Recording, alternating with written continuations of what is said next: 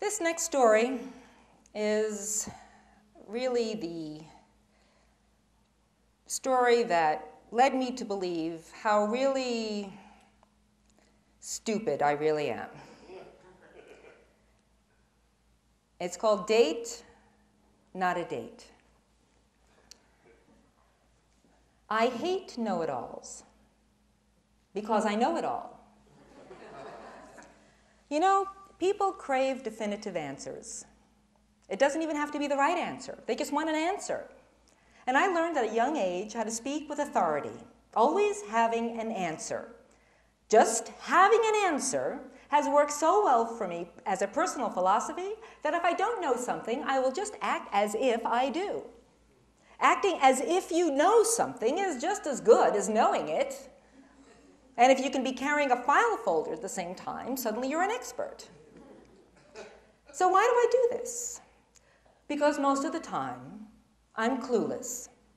Not just unclear or doubtful or skeptical, but downright clueless. I've always been clueless, and I anticipate I will always be clueless. Date, not a date. I'm not always sure. Because sometimes I'm caught without my secret decoder ring. Heterosexuals are always sure when they're on a date. When a man and a woman go out, it's never just to make new friends, and the man always pays. But with lesbians, it's a bit tricky. Whoever pays is usually a mystery until the check comes. And then 99% of the time, it's Dutch. Unless you're with a real butch, because a real butch will never let a femme pay for dinner. When two lesbians meet and someone says, "Do you want to get together sometime?" Is that a date? It might not be. Maybe she just wants to be friends. Time of day sometimes provides clues. So nighttime then would always qualify as a date, right? But what about those day outings? Date? Not a date.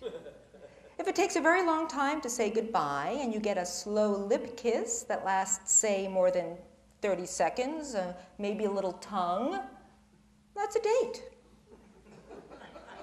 If, on the other hand, at the end of the night you get bye, or the dreaded, "I had a nice time," or "call me," plus a hug, I think we'd all agree that that doesn't necessarily qualify as a date. Or if it was a date, you're not going to get a second date. I always like to have sex on the first date, since I'm never sure if I'm on a date. I'm not sure if I'm getting a second date. And I hate to waste an opportunity. It's just never simple. I once went on a date with a woman and her girlfriend and didn't know it. Let me repeat that. I once went on a date with a woman and her girlfriend and didn't know it. You see, if I wasn't this stupid, I'd have nothing to talk about. It really wasn't my fault. I met my potential new girlfriend in a lesbian bar. So if you're taking notes, that's a lesbian bar, L-E-S-B-I-A-N, lesbian bar. She introduced me to her roommate. Her roommate. Here's a reenactment. "Sherry, I'd like you to meet my roommate." Once again. "Sherry, I'd like you to meet my what? Roommate." Now, when someone introduces me to their roommate in a lesbian bar, I do not make the leap of logic to girlfriend. Roommate, girlfriend, roommate, girlfriend, roommate. Nope, not me. I think my potential new girlfriend is very cute, so I decided to invite her on a day trip to Santa Barbara. Okay, now, if you're writing these down, check your notes. What's wrong with this? Day outing. Date, not a date. When I go to pick her up, my potential new girlfriend, when I go to pick up my potential new girlfriend, her roommate is there. Hi. Hi. My potential new girlfriend says, "Be right with you." "Oh, fine," I say. "Can I look around?" I'm not even suspicious at this point, but I do pay careful attention to the fact that it is a 2-bedroom apartment, and both bedrooms had that lived-in look. Both of the closets had clothes in them, and there were shoes in both closets. I had a lot of time to look around. So we're about to leave, and just before we're out the door, my potential new girlfriend asks, "Do you mind if my roommate comes along?" Okay, I have to think quick. I want my potential new girlfriend to like me. I want her to think I'm flexible and easygoing, 2 qualities which I don't possess.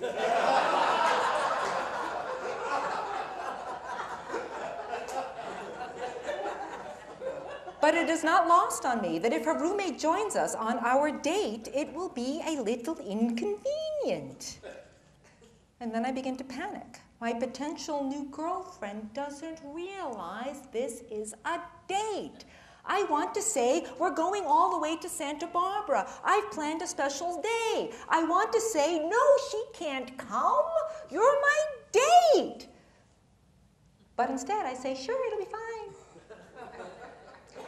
Now, in the dictionary, desire is defined as causes blindness and stupidity.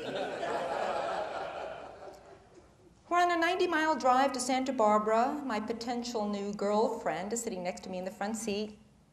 Her roommate is in the back seat. "How's it going back there? Got enough air?" And I am still not cognizant of the fact that I am taking 2 girlfriends on an outing. I'm still expecting that at the end of the day, my potential new girlfriend will be wowed by my charms, that she will desire me. The day will linger into nighttime, and voila, now we would be on an official date. A nighttime outing is a date. I will get a lip kiss lasting more than 30 seconds, and maybe a little tongue. We arrive in Santa Barbara. I am the consummate tour guide. I pretend I don't even notice that my potential new girlfriend and her roommate are touching feet under the table at lunch. I may be clueless, but I am nothing if not observant. All I can come up with is my potential new girlfriend really doesn't realize that she's on a date with me. Now, in the afternoon, we visited with some lesbian friends of mine, and I pulled my friend Rocky aside and asked her if she thought the 2 of them had a thing going. If anyone could tell, Rocky could. She'd been a dyke since she was 12. She was a real professional lesbian. She didn't wear a bra. She's never shaved her legs. So when presented with the evidence, she concluded that, well, they probably had a thing at one time, but now we're just friends. Whew. I was sure glad to hear that. I felt a lot better. You know, it always pays to consult with experts. Because you see, my kind and loving friends also cannot believe that I'm so stupid that I could be on a date with a woman and her girlfriend. So remember, check your dates, check your notes. I'm on a date with my potential new girlfriend, and her roommate just tagged along. So at a time in the conversation when it really did seem to be appropriate, I cleverly act as if I knew all along. Something novel, a direct question. "Hey," I say, "how long have you 2 been together?" My potential new girlfriend and her roommate look at me, and simultaneously they say, 6 years. Oh, duh.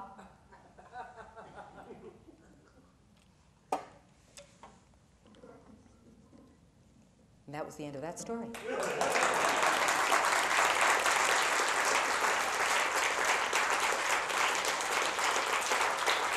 I know you're thinking, wait, don't clap yet, there's more. There's more. You'll have to buy the book.